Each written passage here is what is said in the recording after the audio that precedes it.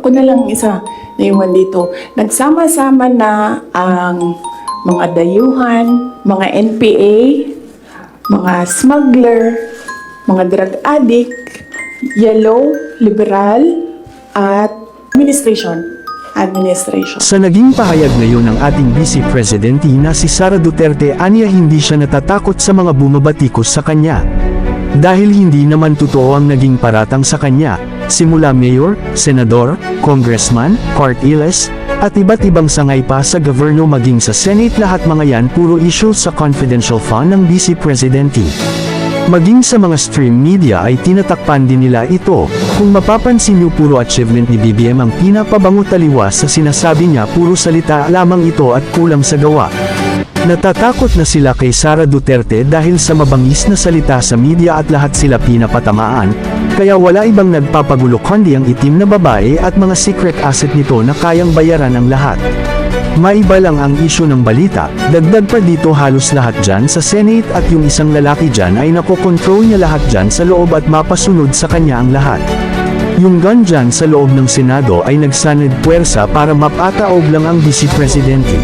Sa video ito, dito natin malalaman ang totoong ugali ng Presidente na ibinulgar ng Vice Presidente.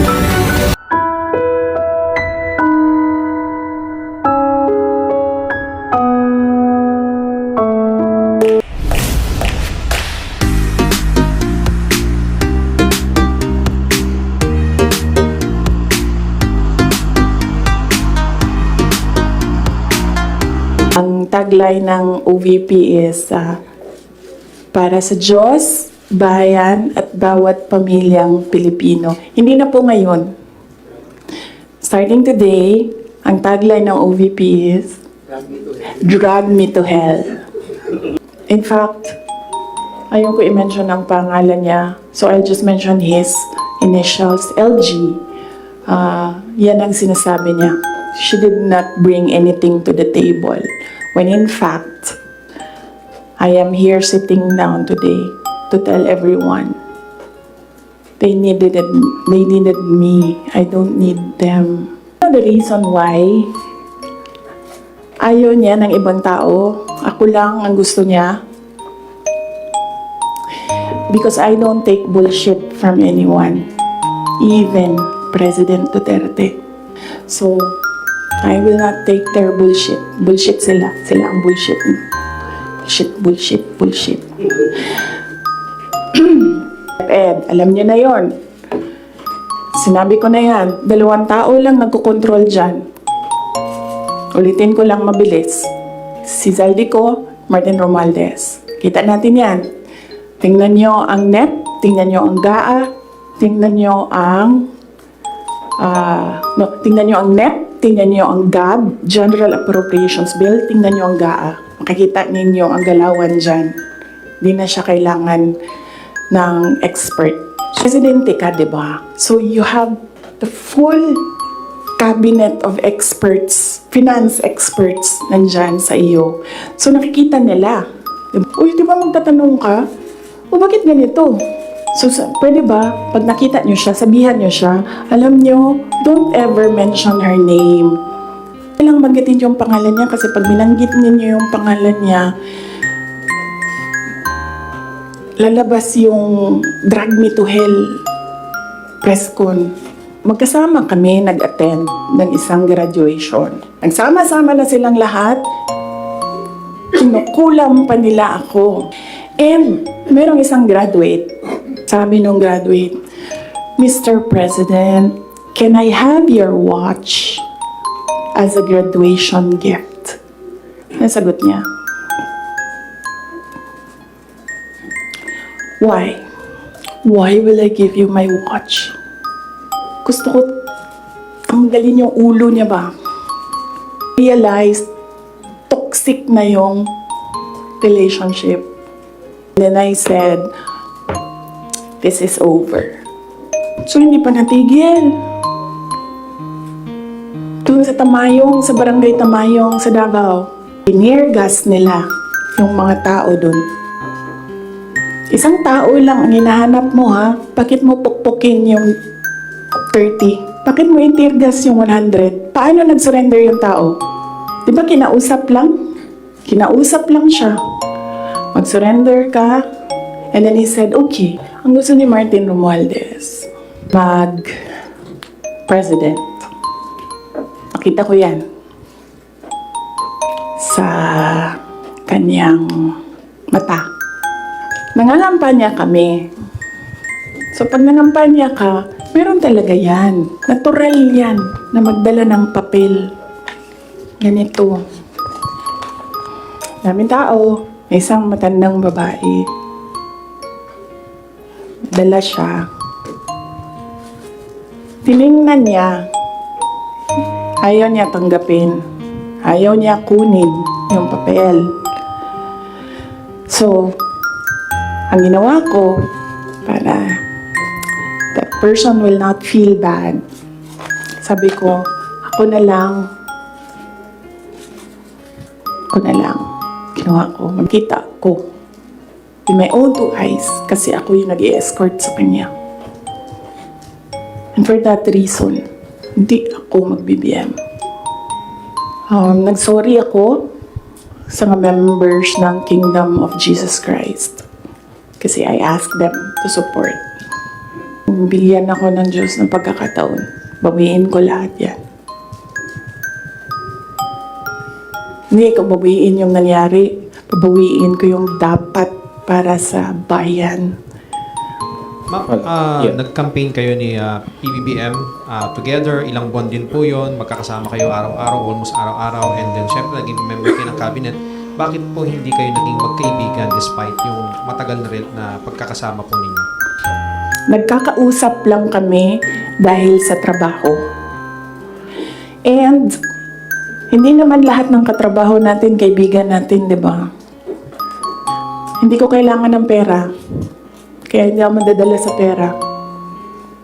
Kasi ang pinakagusto ko sa buhay ko, hindi siya nabibili ng pera.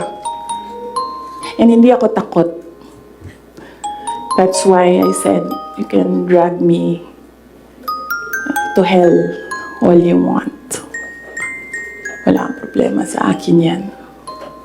Why biglang nasuklam kayo bigla kay Speaker ngayon? At the time, na-ambush niya ako ni Martin. Tingnan mo yung footage. Di ba nakaganyan yung kamay ko? Kasi hinihila ko yung kamay ko. Imagine niyo, meron tayong speaker na on record, on paper, in another country, na tumanggap ng suhol. Kaya, sinabihan ko sila, I will be with you every step of the way. Sinabihan Sa third quarter po ng OVP confidential funds, nagastos lang po sa loob lamang, sa loob ng 79 days. So parang nakakapagtaka rin daw po sila na bakit yung 16 million pesos nagastos po sa loob lamang ng 11 days. So, can you give us an explanation po kung paano po ba nagasta nga raw po itong particular confidential funds mo? Okay, sige. So, we fully cooperated and participated and submitted to the Commission on Audit with regard to the confidential funds. Ibabayad na yan kung saan yan ibabayad. And then, babalik na yung documents para sa ganyan. Ganun talaga ang gobyerno. Gumagastos siya everyday para sa mga projects niya. And sometimes, it's not millions, billions ang pinipirmahan ng mga opisina ng gobyerno para sa projects. Kaya ako hindi sumasagot doon sa kanila kasi ang ginagawa nila, sila na yung nag-audit. In fact, nakikita nila yun kasi sinubi na nila lahat. Kasi nga, sa simula, sinabi ko, gusto nila mag-impeachment. Hindi nila magawa kasi wala silang kaso for impeachment. So, alam ko, impeachable officer ako. So, binasa ko yan. Ano ang impeachment? What are impeachable offenses? Ano ang pwedeng gawin mo na ma-impeach ka? Binasa ko yan lahat. Si BBM, sabihin ko sa inyo, may listahan ako ng 5 bagay na impeachable offense niya. Pero sa tingin niyo, papasa dyan sa House? Of course, hindi. Ang gusto nila kasing palabasin sa mga tao, yung envelope na yan, galing sa, yung pera na yan, galing sa confidential funds. Yun yung gusto nilang i-portray sa public. Para yung perception ng tao, ay, hindi talaga ginamit para sa ano. Pero kasi, para sa akin, kulang pa siya. So, inaantay ko yung next hearing. Bago ko pag-usapan yung envelope na yan, kasi kasama yan dun sa triangle. Hindi ginamit ang confidential funds sa AFP, Hindi din siya ginamit sa YLS. Ginamit siya supporting information doon sa mga areas. Antayin natin yung next hearing. Antayin natin kung ano yung sabihin doon.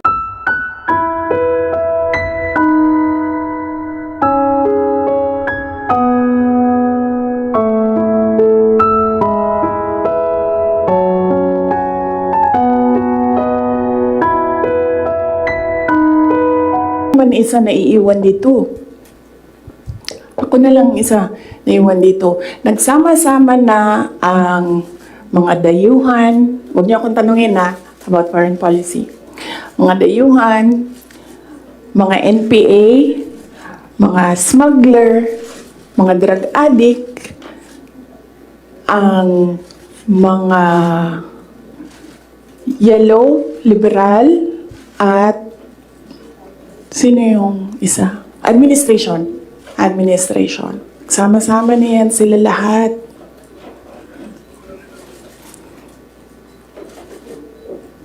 Ako lang na naiwan dito sa... Kaya nga, ito lang ang lamesa natin, Kasi ako lang mag-isa na. For what? I think, di sila ganahan siguro sa kuha, tingalig di sila ganahan sa kuha. Nga na mo ginong mga insecure.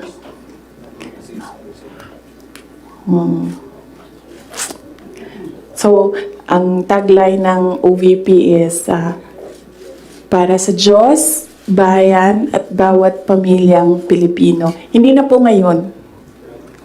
Starting today, ang tagline ng OVP is drag me to hell.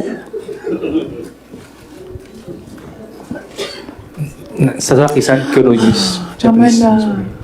Tutuloy ko pa yung aking May pupunta pa tayo kay Martin Romualdez. After this, let's allow the Vice President to speak again. Oh. Sasaki-san. Yes, sir.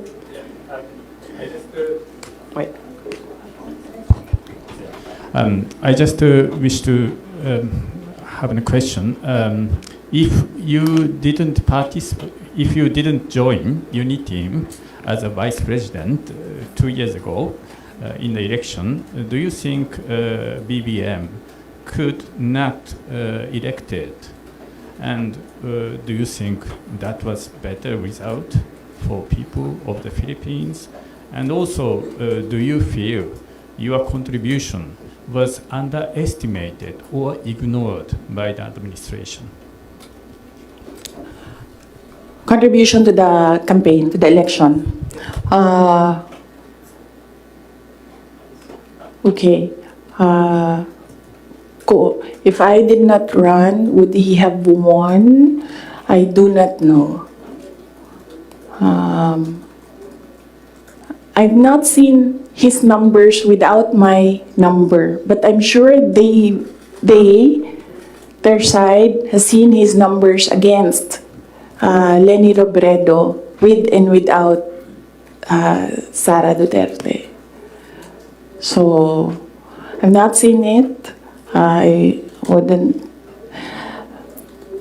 Maybe I think they know that they will not win because that was what Senator Aimee said. We cannot win against Leni Robredo without Visayas and Mindanao. Yes. The other one is, the other question is, Do you think if you didn't agree to be in a unit team, maybe BBM would not be elected? Is that better result for the people of Philippines now, do you think? if I wouldn't know as well. I wouldn't know if we would be in a better place if Leni Robredo is president.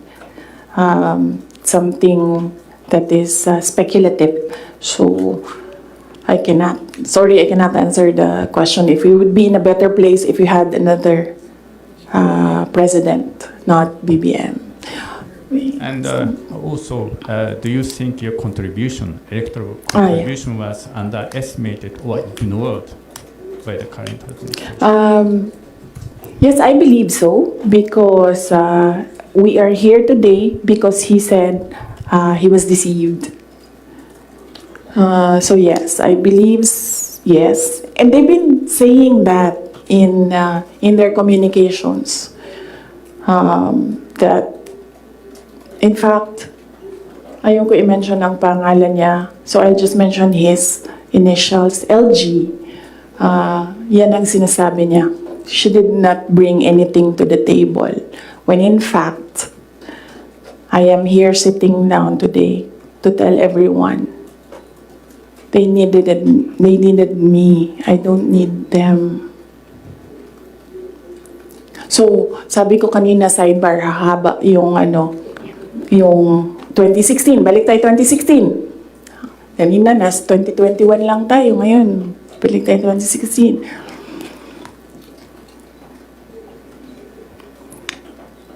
Maalala ninyo, ayaw tumakbo ni President Duterte ng president kung hindi ako tatakbong mayor. Paulit-ulit niya yan sinasabi, hindi ako tatakbo kasi si Inday Sara ayaw niya tumakbong mayor. Because humindi na ako sa politika noong 2013. Sabi nila, tumakbo kang congressman. And I've never liked legislation. I'm better at execution.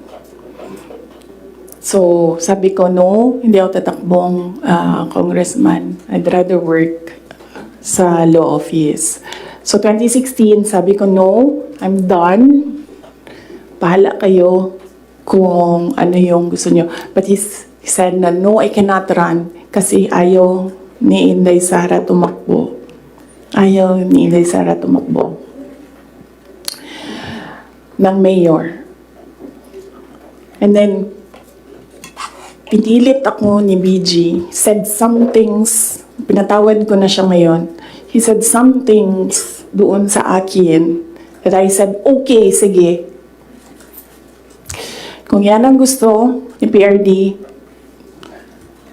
tatakbo akong mayor.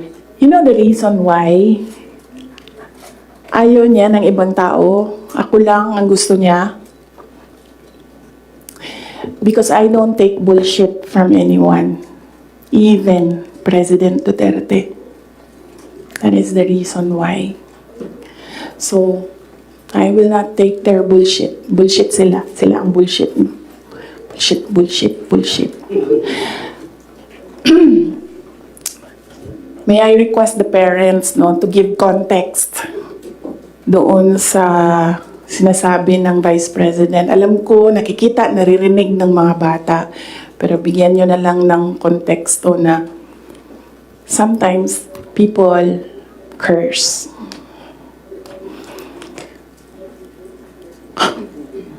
Ano na? Oh, so DepEd. So, personal, and then, bakit ako nag-resign, umalis sa administration, DepEd. Alam niyo na yon. Sinabi ko na yan, 2 tao lang nagkocontrol dyan. Ulitin ko lang mabilis. Si Zaldico, Martin Romualdez. Kita natin yan. Tingnan nyo ang NEP, tingnan nyo ang GAA, tingnan nyo ang tingnan nyo ang NEP, tingnan nyo ang GAB, General Appropriations Bill, tingnan nyo ang GAA. Makikita ninyo ang galawan dyan. Hindi na siya kailangan ng expert. Sundan nyo lang kung ano yung nagbabago. Anong isa pa? Na-proof ko dyan, yung AKAP. Diba? Nagtalo sila sa AKAP. Sinasabi ng mga senador, hindi naman namin nakita yan noon eh. Sabi ni Saldico, o diba? Pinirmahan nyo, digital signature ninyo, pinahiram ninyo, pinirmahan nyo yan. Nandun yan. Wala nang bycam na nangyayari. Ang sa akin lang, presidente ka, diba? So you have the full cabinet of experts, finance experts, nandyan sa iyo. So nakikita nila, diba? President, Mr. President, ito po yung NEP natin. Pero pagdating po sa GAB, ganito na po yung nangyari. Di ba magtatanong ka na, ano nangyari? Bakit naging ganito? Di ba? O ako lang ba yun? Well, kung ako yun, ganun. Ano nangyari? Bakit ganito na ang GAB? Pagdating ng Senate, ano nangyari? Tingnan nyo. Bakit ganito na? Pagdating ng BICAM, di ba? Merong daming insertions dun. Walang paper trail and then suddenly sa BICAM nandoon na. Uy, di ba magtatanong ka? Bakit ganito? Ano nang ginagawa sa budget? Pero hindi ko nakita yun Hindi ko lang alam kung alam niya. But there is an expectation that alam mo kasi ikaw ang nag-submit ng NEP and nakita mo kung anong lumabas sa GAA. So there is an expectation na alam mo kung anong nangyayari sa budget. So, merong president na,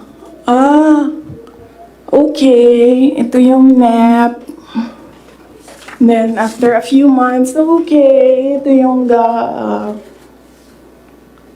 Yung wondering kung alam niya kung ano nasa page 2.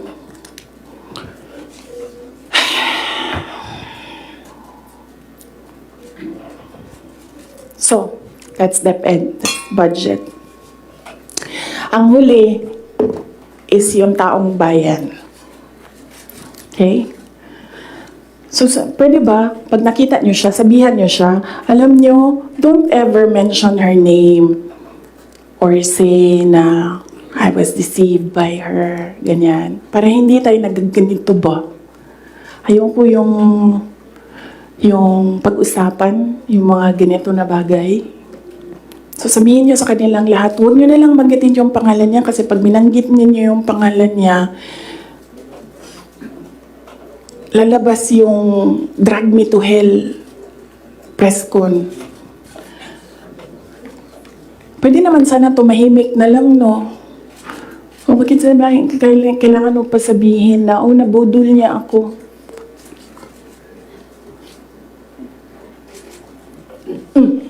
So, taong bayan.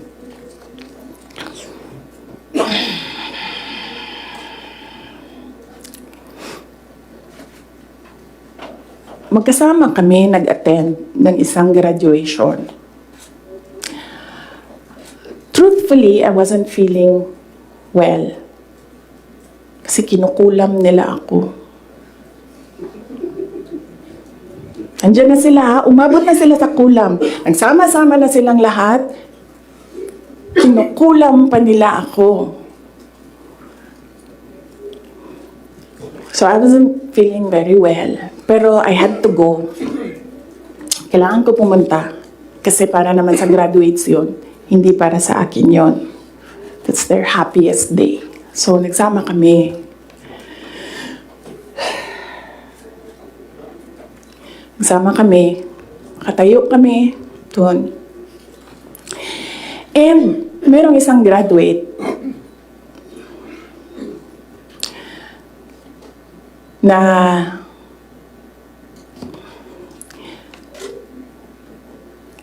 alam nyo, para sa akin, there was some sort of inappropriateness sa ginawa ng bata.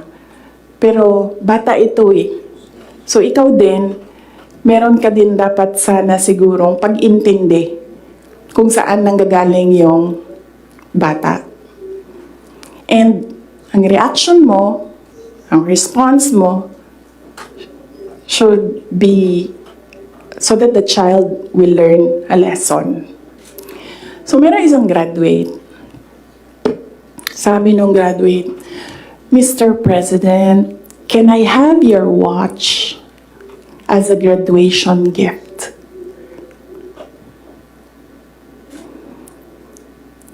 And narinig ko, sa tabi ako, di ba? Narinig nung katabi ko. Narinig nung katabi ng katabi ko. But apparently, this guy, di niya alam kung ano isasagot niya. So, ang ginawa niya, pinaulit niya sa bata. What did you say? So, this time, syempre bata, hindi niya alam ba saan yung inulit ng bata, louder this time. Mr. President, can I have your watch as a graduation gift? Nasagot niya. Why? Why will I give you my watch? At that point, may sakit na ako. I wasn't feeling very well. Nandun lang ako, nakakatayo ako doon kasi may gamot ako. Gusto ko tanggalin yung ulo niya ba?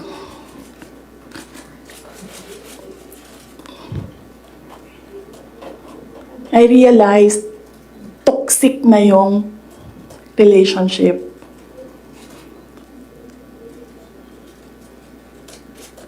And it did not help na itong dalawang katabi ko, tumawa pa. Pinagtawanan pa nila yung bata. And I saw the humiliation sa face ng bata. I wanted to help him. Gusto ko sabihin sa kanya, itong relo ko na lang, relo ito ng Vice President, ito relo ng Presidente, pero I hope this will do. And then I realized na baka mas lalong mapahiya yung bata if I do that. So I just imagined myself cutting his head. Gusto ko, ganun din ang gusto ko gawin doon sa mga katabi ko. So na-realize ko, toxic na ito.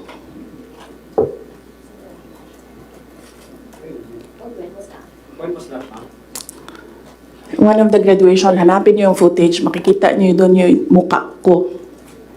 Tsaka mukha niya. I-lip read niyo yung sinasabi niya. Why? After you were elected, high school graduate, ma'am? Hanapin niyo yung footage, ma'am. Magtrabaho kayo konti, mag-research kayo.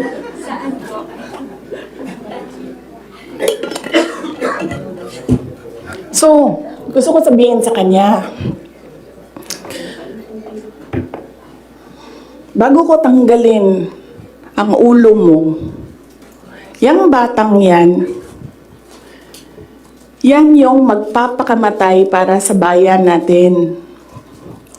Nag-aral yan ng 4 na taon, naghirap yan ng 4 na taon, walang tulog araw-araw para mag-training kasi mamamatay yan para sa bayan natin.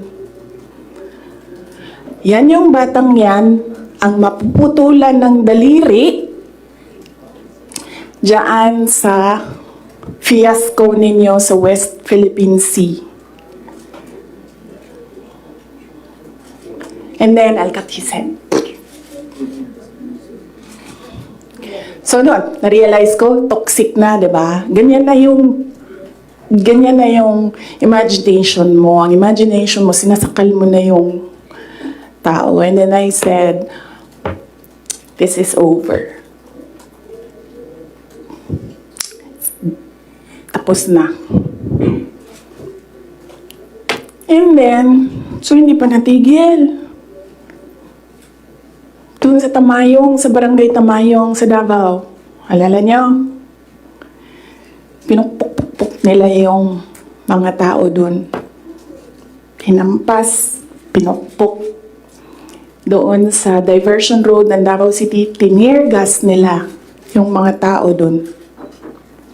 Isang tao lang ang hinahanap mo, ha? Bakit mo pukpukin yung 30? Bakit mo itirgas yung 100? Paano nag-surrender yung tao? Di ba kinausap lang? Kinausap lang siya. Mag-surrender ka. And then he said, okay, I will surrender. So anong purpose na pukpukin nyo?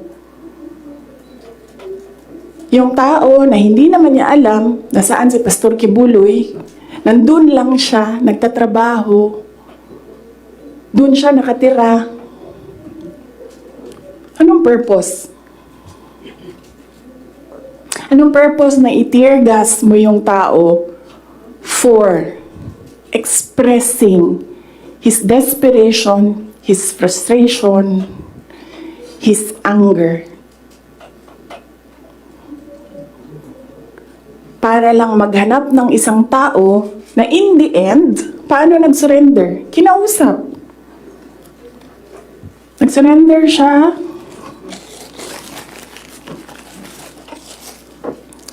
Kinausap siya. Walang napukpok, walang natirgas, walang nasaktan. And then, kailangan nyo talaga ganunin ang mga tao. And then I said, it's all over. So, umupo ako with the table ko sa DepEd at the time. And then sabi ko, sarili ko, okay, let's go to hell.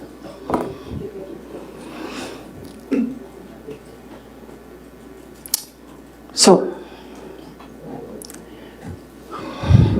ano bang ginagawa nila? Balik tayo dun sa yung political reconciliation. Ang gusto nila, hindi ko sinasabi silang lahat, ha, si Martin Romualdez lang.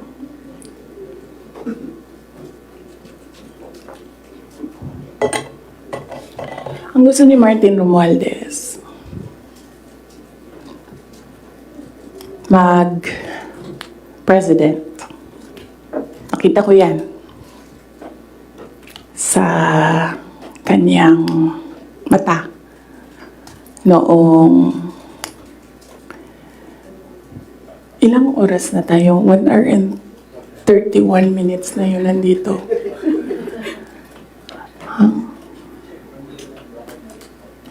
I-cut na lang natin. Tapos next week yung Martin. Pwede, madami na kayong material, di ba? Okay na yun? Parang question pa for ano. Sige. Ang questions natin doon lang sa 1, 2, 3, ha? Sa personal, sa budget, sa DepEd, and kung the way he treats. Alam nyo, may red flag na yan noon eh. Nung kampanya, may red flag na yan. But unfortunately,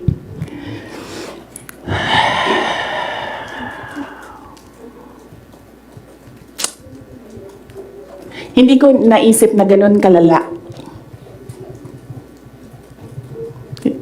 yung insincerity. Nangangampanya kami. So pag nangampanya ka, meron talaga yan. Natural yan na magdala ng papel. Ganito. Pag ikaw politiko ka, alam mo na yan. May magdadala yan ng papel. Sometimes, ganito, naka-envelope. Sometimes, folded paper maliit. Iba-ibang ano. So, daming tao. May isang matandang babae. Dala siya. Tiningnan niya. Ayaw niya tanggapin. Ayaw niya kunin yung papel. So, ang ginawa ko, para that person will not feel bad, sabi ko, ako na lang. Ginawa ko. Mabilis lang kasi yun. Diba? Kasi, ano yan eh, motorcade. So, mabilis yan. Pag ganon, gumanon, ginanon, ako na lang. Tapos, tinanong ko, may number. Sabi niya, oh, meron. Pag politiko ka, alam mo na yan dapat, diba? So, doon sa truck, binasa ko. 1 page lang naman, binasa ko. Simple. Request of 5,000 pesos for livelihood. Tumingin siya sa akin. Sabi ko, ako nang bahala nito. Maliit lang na bagay ito. Ako na. Sabi niya, okay, sige. Yan lang.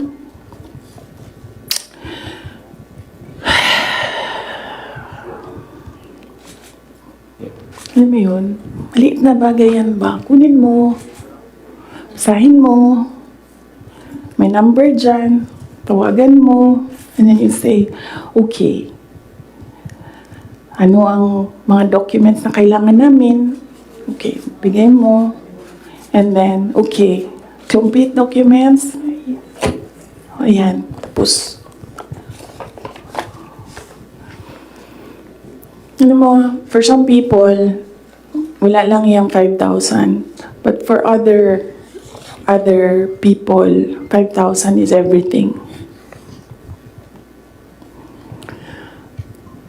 Alam mo, merong governor ngayon, hanapin niyo siya. Hindi siya nag-BBM. Kasi, at first ayaw niya sabihin. Kaya ayaw ko sabihin yung pangalan niya ha, kasi ayaw niya talaga ikwento. Pinilit-pilit namin siya, bakit ayaw mo mag-BBM? Bakit ayaw mo mag-BBM? Ayaw ko sabihin kung sino yung kasama ko, pero may kasama ako. And then, bakit ayaw mo mag-BBM? Sabi nung kasama ko, kausapin natin ito, iupo natin tong governor na ito. Sabi ko, okay, sige. Sabi ko, bakit ayaw mo mag-BBM? Sabihin mo sa akin. Bakit ayaw mo? Ganon din ang kwento ng governor. May ibang version lang, konti. Hindi straightforward na ganon. Ang kwento ng governor, siya nakita ko with my own 2 eyes kasi ako yung nag-i-escort sa kanya. And for that reason, hindi ako mag-BBM. Okay, na sabi ko sa kanya, okay, din magsara ka na lang. And sabi niya, sige, ikaw walang problema.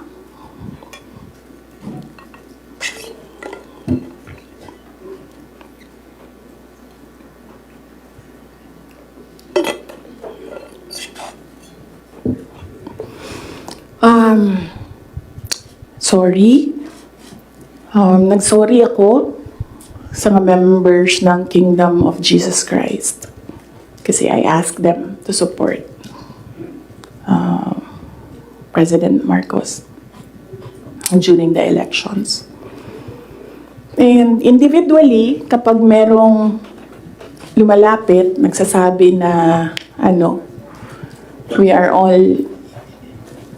in this shit hole because of you. And sinasabi ko din, I'm sorry. But, sabi ko sa kanya, kung bigyan ako ng Diyos ng pagkakataon, yan lagi yung sagot ko. Kung bigyan ako ng Diyos ng pagkakataon, bawiin ko lahat yan. Hindi ko bawiin yung nangyari, babawiin ko yung dapat para sa bayan. Alam nyo, next week na lang yung kay Martin. Pero si Martin talaga is an embarrassment for the Philippines in the global stage. Kakahiya. Bakit nila sabi? Next week na lang or next week after Undas. After Undas, pag-start ng House. No? Pwede. Pagbalik ng house. Kasi I think nakabakasyon pa sila lahat. Ma'am, question lang. Ma'am, Yeah. nag-campaign kayo ni PBBM together, ilang buwan din po yon, magkakasama kayo araw-araw, almost araw-araw, and then syempre naging member kayo ng cabinet.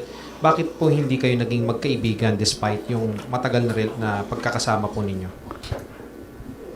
Ni President Marcos, hindi talaga kami magkaibigan. Nagkasama lang kami, unang-una dahil sa eleksyon, pangalawa dahil sa trabaho. Hindi kami magkaibigan yan. Isipin nyo ha,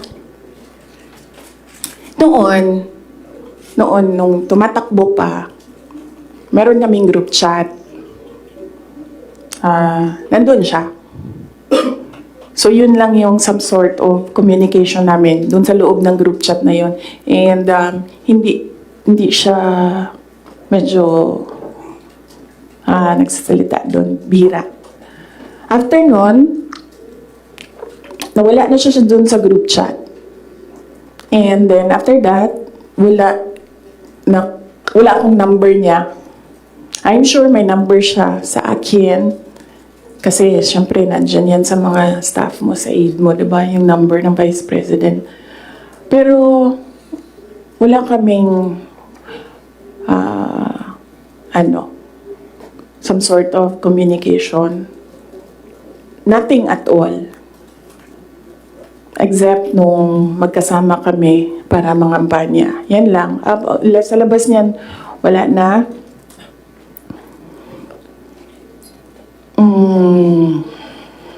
Nagkakausap lang kami dahil sa trabaho.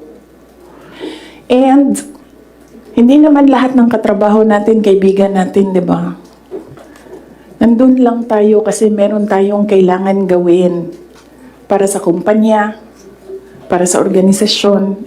In our case, nandun kami kasi may kailangan kaming gawin para gumanda, gumaling, maging sustainable yung Pilipinas. So, yun lang yun.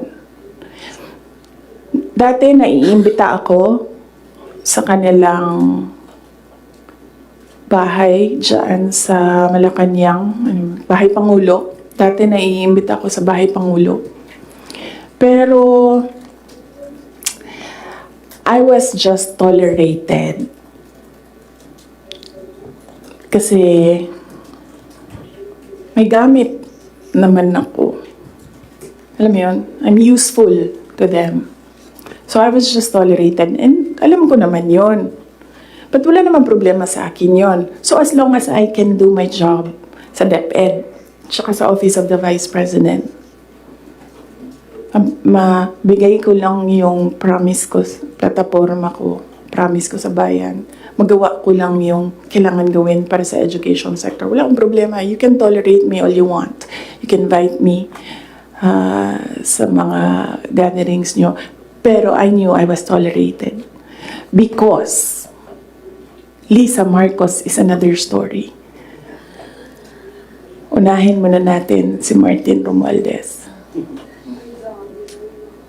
Oo.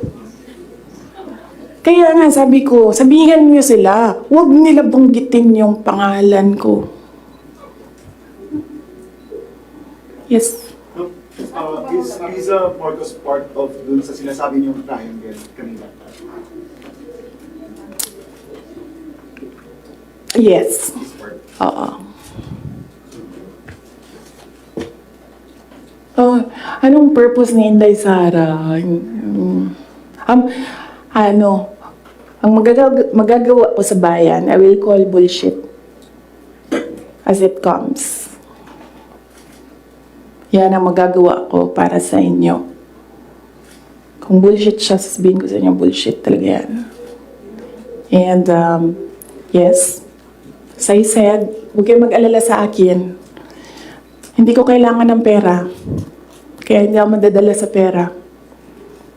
Kasi, ang pinakagusto ko sa buhay ko, hindi siya nabibili ng pera.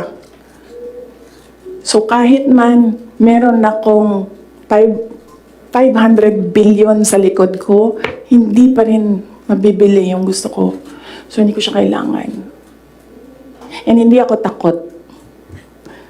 That's why I said, you can drag me to hell all you want. Wala kang problema sa akin yan. Si Martin ba? Ma'am, hindi po mabibili ng pera yung... Sinabi niyo po hindi mabibili ng pera yung gusto niyo. Ano po yung gusto niyo? Ayaw ko sabihin, masyado ng personal yan, ma'am. Masakit na nga sa akin na kailangan ko magsalita kwento. Masakit na nga para sa akin na ikwento ko from 2016 to 2021, anong nangyari sa mga group chat na yan, yung mga papel na yan, masakit siya. I don't like talking about my life. Gusto niyo pag-usapan ng pagbabago campaign, tree planting namin? Ayaw niyo.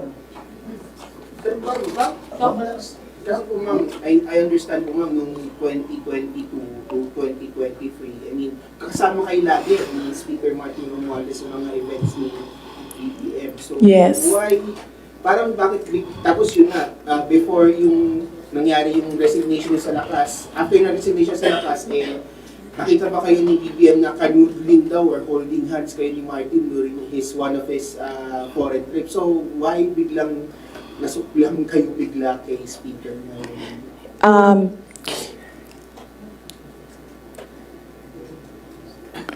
At the time, na-ambush niya ako ni Martin.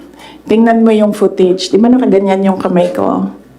Kasi hinihila ko yung kamay ko. Hindi ko naman siya mahila pag ganyan, di ba? Nilalagyan ko ng force kasi hinihila ko. Hinihila din niya. So,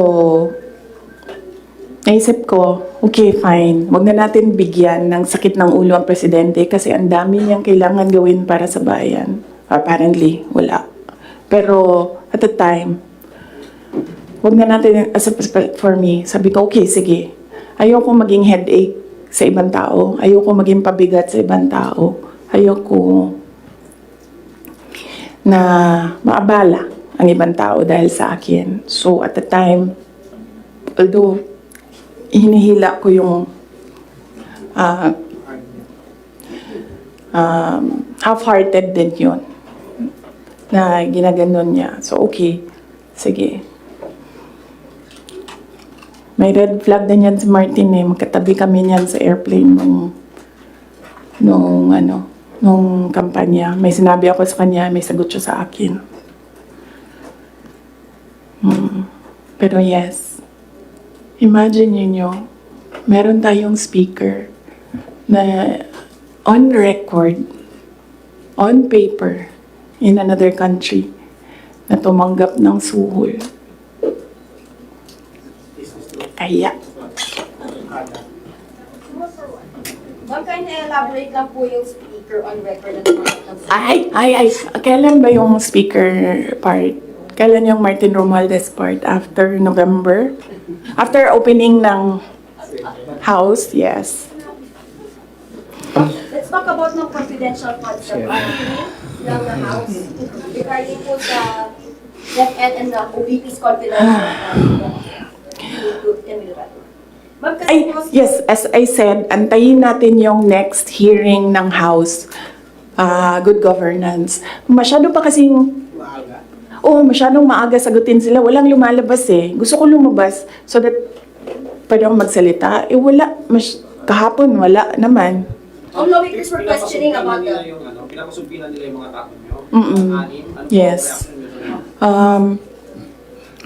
Ang position ko dyan, sa DepEd, hindi na ako nakikipag-usap sa kanila doon. Sabi ko, kayo nang bahala ko anong gusto nyo gawin dyan. Pero dito sa Office of the Vice President, sinasabihan ko yung mga tao na kapangalan, kung ano yung gusto mong gawin, yun ang susuportahan ko. Kung ayaw mo umattend, susuportahan kita. Kung gusto mo umattend, susuportahan kita. Hindi ko pipilitin kung ano yung dapat mong gawin. Mag-decide ka, and then kung ano yung path, if you decide on the path that you will take, I will support you on that. So, hindi pa kami nagkausap nung merong mga subpoena, hindi pa kami nagkausap kung ano yung gusto nilang gagawin. Basta sinabihan ko sila, I will be with you every step of the way. Sinabihan ko din sila, kung ang decision mo ay magpa-detain, sinabihan ko din sila, sasamahan kita doon sa loob ng detention. Walang problema yan sa akin. Kasi hindi naman lahat ng mga tao kasi sanay sa pressure, sa stress. Hindi sila sanay sa mga ganyan na ilalagay ka sa national TV, papahiyain ka. Hindi lahat ng tao nakakapag-isip ka agad kung anong gagawin, kung anong sasabihin. So some of them really are saying na pa-detain na lang ako. And then sabi ko sa kanila na okay, walang problema yan. Samahan ko kayo sa detention. I'm sorry, on the issue of budget naman, since parang final na sa House part ng 733 million, what would that mean for the OVP satellite offices? Would that mean like total shutdown of the 10 OVP satellite offices? Inaantay namin yung GAA. So, pag nandyan na yung General Appropriations Act, alam na namin kung ano, ilan. And then meron na kaming mga options ngayon. Unfortunately, hindi namin siya ma-finalize yung mga options namin.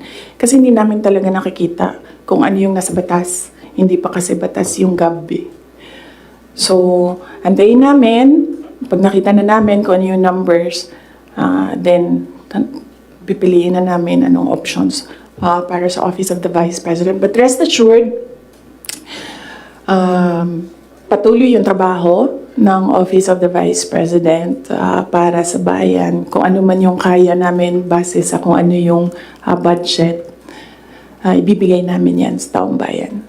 Ma'am, kindly explain lang po. Last question, Nakawan please. po sa Good Government Committee hearing, lawmakers were questioning po about the 16 million pesos po na ginasta ng OVP, pati po ng confidential funds ng 2022 po, na nagasta yung 11 days para daw po sa rental ng safe houses. One lawmaker even asked po na yung 5 million naman po na nagastos ng 2023 sa third quarter po ng OVP confidential funds, nagastos lang po sa loob sa loob ng 79 days. So parang nakakapagtaka rin daw po sila na bakit yung 16 million pesos nagastos po sa loob lamang ng 11 days. So, can you give us an explanation po kung paano po ba nagasta nga raw po itong parte po ng confidential funds mo? Okay, sige. Last question na yan, ha? Last question na yan. Last question. Okay. Unang-una, nag-explain kami lagi sa Commission on Audit kung paano ginastos yan. Lahat ng hiningi ng Commission on Audit, binigay namin. Meron kaming mga hindi nabigay, sinabihan kami ng Commission on Audit, kailangan namin yan. So, we fully cooperated and participated and submitted to the Commission on Audit with regard to the confidential funds. Alam niyo, hindi nakakapagtataka sa gobyerno ng gumastos ng millions araw-araw. Kami doon sa DepEd noon, pumipirma kami billions in one day para maglabas ng pera. So, hindi nakakapagtataka ang 5 million, 10 million in a day. Pirma lang yan.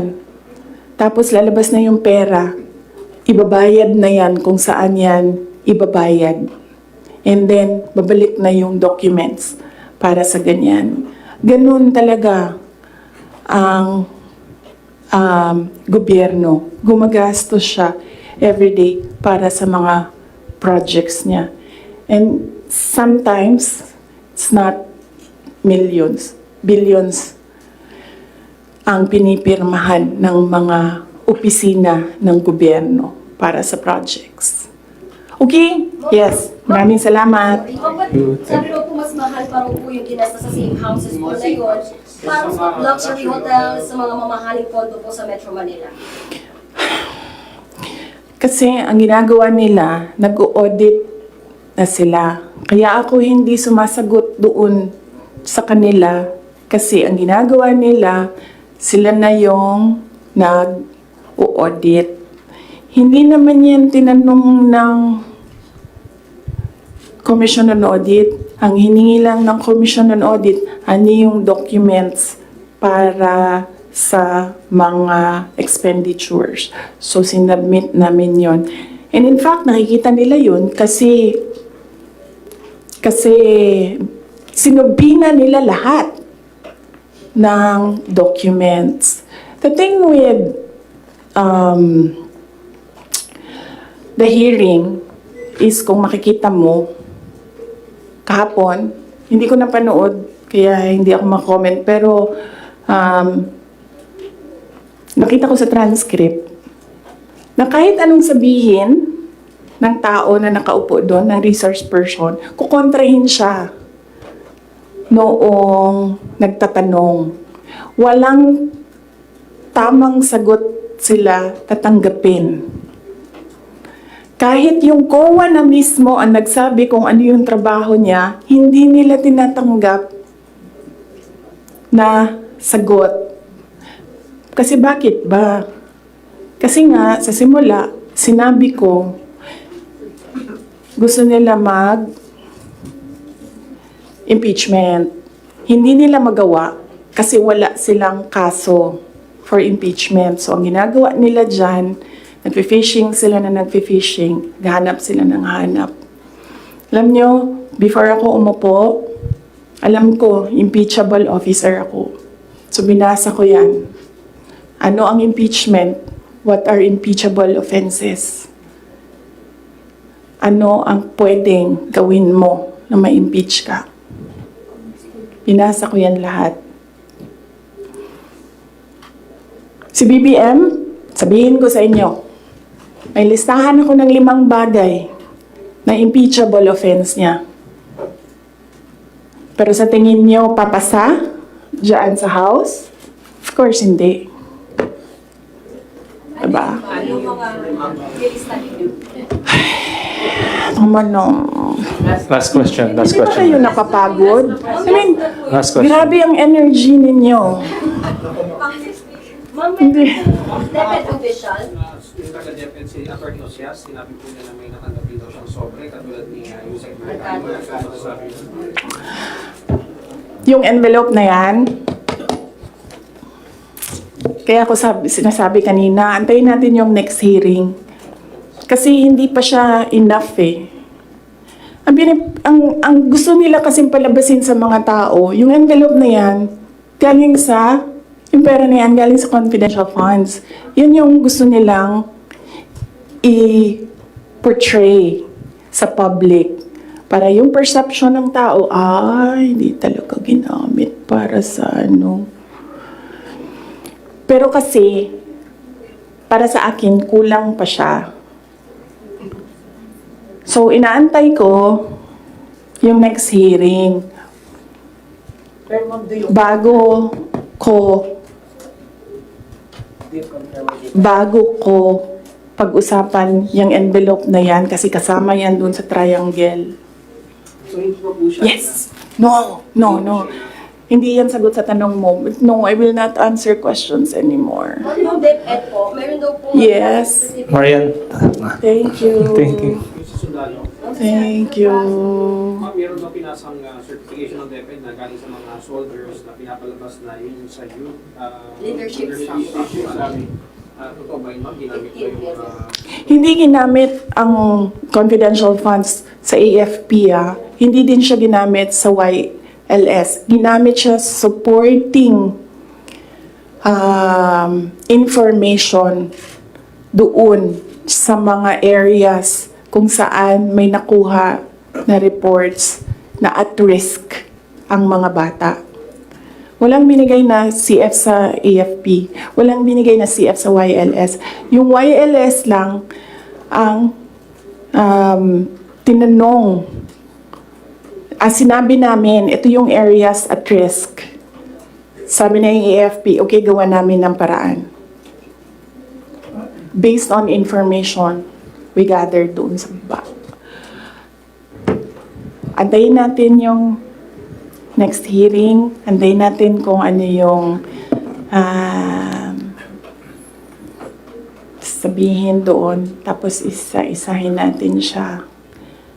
Okay. your view that, man. It's not my Hindi view ka only, Mr. Chair. dumaan Thank you for hindi ka putting it on dumaan record. Pagka-mayor, pagka-prosecutor. Ako, alam ko, dumaan ako, prosecutor, mayor, presidente, alam ko ang trabaho ko. Chair. Hindi ka nagdala ng syudad eh. You never Totoo had po, a Mr. chance Chair. to solve the problem of a community. For your continued support to the office of the Vice President, our projects, programs, and activities across the country. Daghang salamat sa inyong padayon na suporta.